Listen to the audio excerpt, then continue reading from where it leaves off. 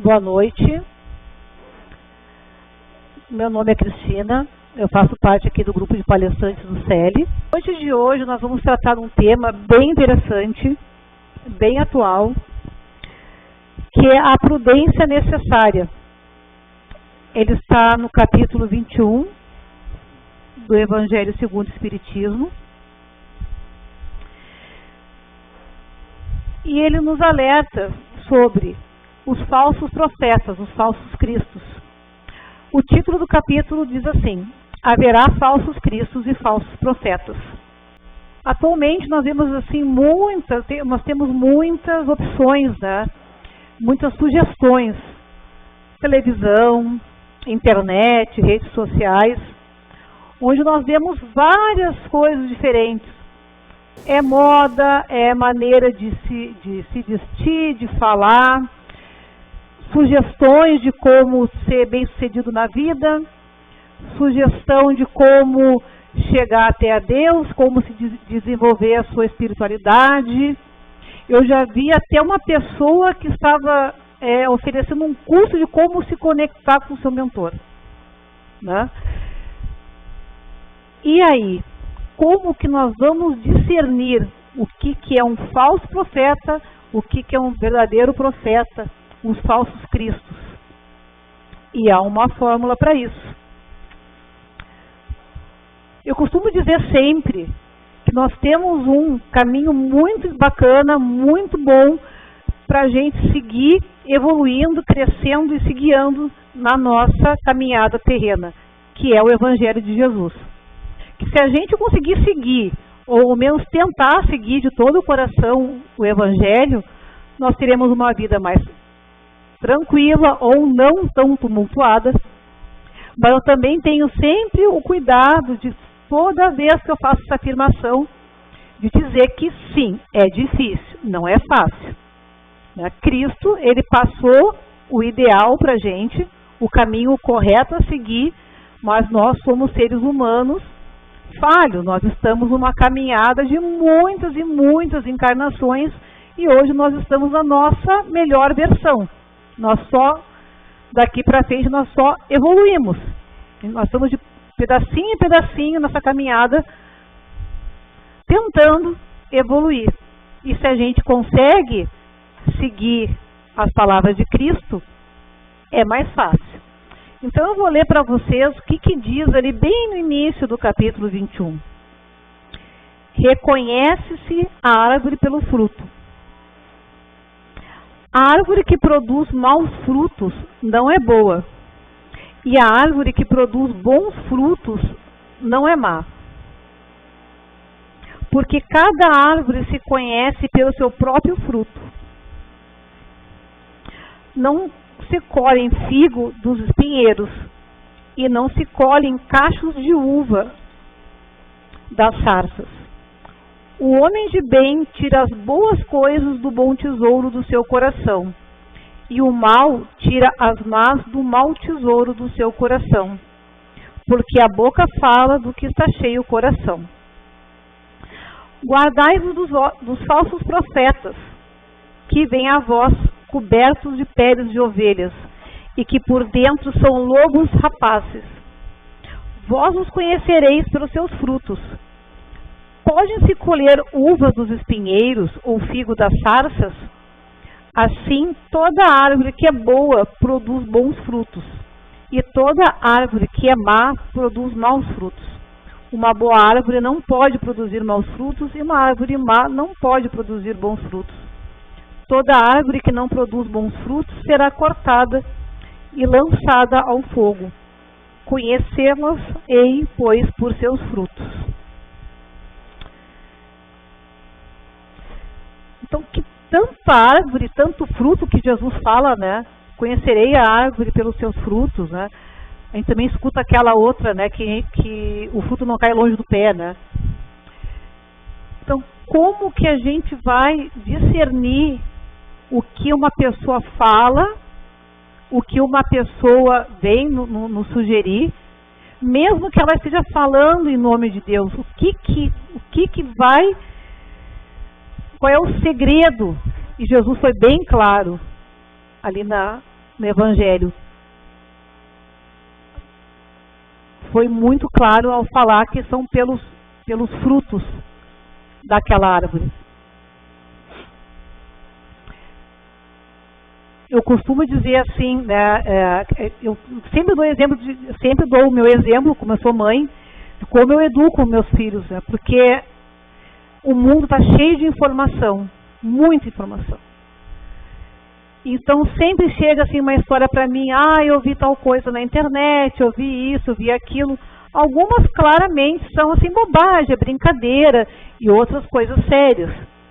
E a gente tem que sentar e esclarecer o que é bom, o que é ruim, o que é certo, o que é errado, e mostrar a diferença do que seguir, como seguir e o porquê seguir, né? Então, assim, é uma grande preocupação que eu tenho, e a gente vê que não são só as crianças, tem muito adulto seduzido por formas milagrosas de emagrecimento, formas milagrosas de sucesso.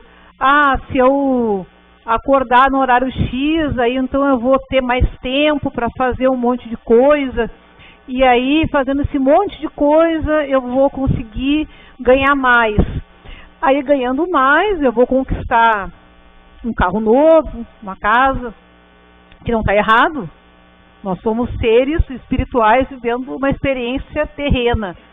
E na experiência terrena nós precisamos, né? A gente precisa se locomover, um carro ou de ônibus, enfim. A gente precisa comer, a gente precisa se divertir. Está tudo certo.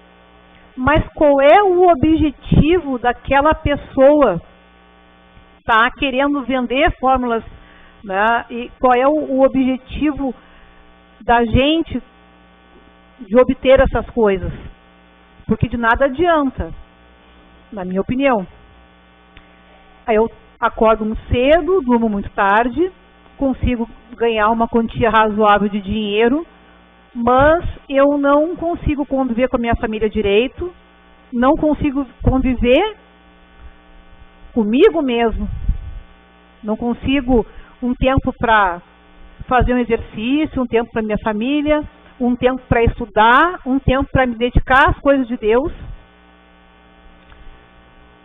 E aí eu fico ouvindo essas coisas que essas pessoas estão, né, falando, estão dizendo, e vou me alimentando disso. Mas que tipo de obra, que tipo de coisa que essas pessoas construíram? Construíram uma vida confortável, construíram uma vida bacana, mas o que além disso ela tem? Porque hoje eu posso trabalhar bastante, aí meu sonho é ter um carro modelo X, eu trabalho. Quando eu vejo, eu não estou me dedicando à minha família, não estou me dedicando, no meu caso, ao centro espírita, porque eu estou trabalhando, estou muito cansada, não tenho nem tempo, deito na cama, já durmo e nem faço uma prece. Conquistei o carro, fiquei feliz. Agora eu tenho o carro, mas daqui a pouco aquela euforia passa. Agora eu quero aquela casa, e trabalho, e cada vez mais, e aí eu consigo a casa. Daqui a pouco fica um vazio, porque eu conquistei aquela casa. E esse vazio, e isso eu converso bastante com o meu guri, sobre as redes sociais e sobre a influência. É legal a gente trabalhar, estudar e conquistar o que a gente quer, mas tem uma hora que a gente percebe que há um vazio, e esse vazio a gente só consegue preencher com o amor de Deus no coração da gente, fazendo caridade, ajudando o próximo. E eu posso garantir para vocês, no meu caso, que não tem coisa mais gratificante para mim, que me traz mais alegria do que esse trabalho de servir, de vir aqui conversar com vocês, de trabalhar nos trabalhos que nós temos aqui na casa. Isso é muito gratificante, porque a gente sente o amor de Deus, a gente sente a palavra de Deus dentro da gente. Então é um alerta que eu sempre dou. há coisas muito boas, há pessoas muito legais que a gente pode e deve seguir. Há exemplos assim de verdadeiros profetas, como Chico Xavier foi um deles, uma pessoa que com muita humildade viveu a sua vida, vivenciou o Evangelho, deixou uma obra maravilhosa, inclusive um dos livros já está no cinema agora, o Nosso Lar 2, e eu sou muito grata a ele, né, por todo esse trabalho que ele teve. Se não fosse ele se dedicar como ele se dedicou, né, e divulgou a doutrina espírita, hoje nós não teríamos obras tão maravilhosas para a gente estudar e se preencher desse amor de Jesus. Aí eu estava fazendo uma reflexão para vir aqui conversar com vocês, pensando, né, mas como é que a gente consegue se vacinar, se prevenir, para fazer esse discernimento dos falsos profetas, dos falsos cristos?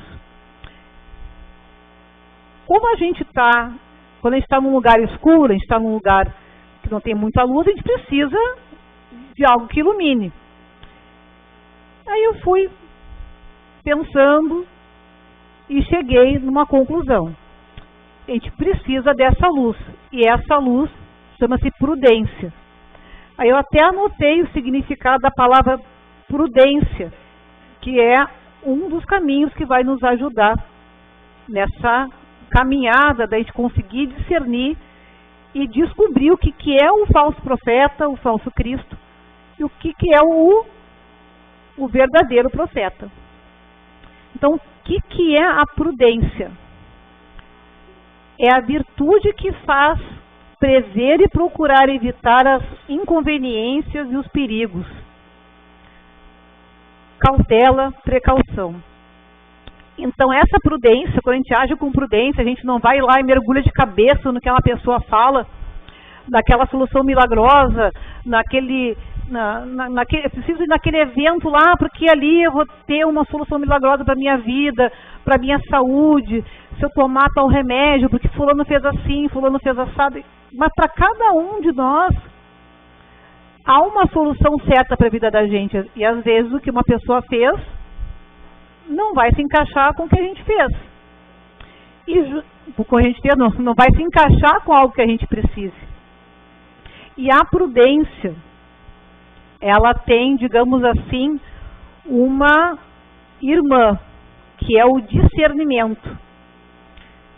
Um irmão, melhor dizendo, que eu também anotei aqui o significado, que é a faculdade de discernir, capacidade de perceber e julgar sobre as diferenças entre as coisas.